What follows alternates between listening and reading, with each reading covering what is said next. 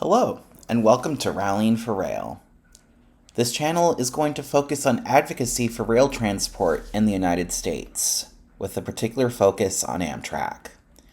We might touch on regional rail, light rail in metro areas, and/or subways in metro areas, but most of my focus here is going to be on advocacy for national rail transport, hence, Rallying for Rail. You might be wondering why it's so important to rally for rail. I'll give a few reasons for people to consider. The first is environmental. Our planet is warming, much to the detriment of many species and many human beings. We need to slow down global warming, and a key ingredient in that is the transport we use, as well as the transport we make available. This is where providing vibrant mass transit, including a vibrant national rail system, becomes really important.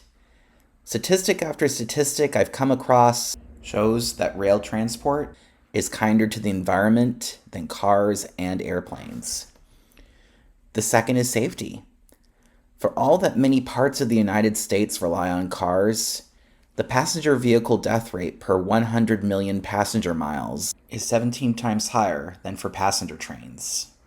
Passenger airlines are actually safest, for the death rate per 100 million passenger miles is 1,000 times higher for cars than for airlines.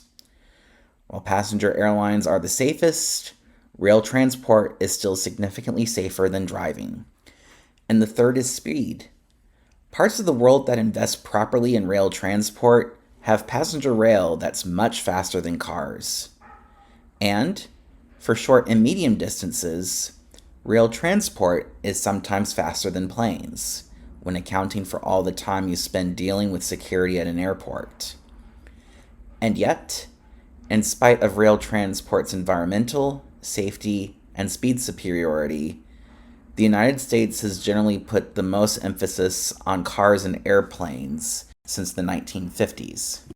Personally, I think that needs to change. We need to invest in rail. We need to rally for rail. And we'll do that on here by imagining what better rail transport in the United States might look like. Such imagining means that I may have some ideas for rail service and rail improvements that seem pie in the sky. But I'd rather be pie in the sky than resign ourselves to the mediocre status quo that currently exists with rail transport in the United States. I think we can do better. So, I hope you'll join me in imagining a better future for our rail in the United States by liking my video and subscribing to my channel. Let's rally for rail.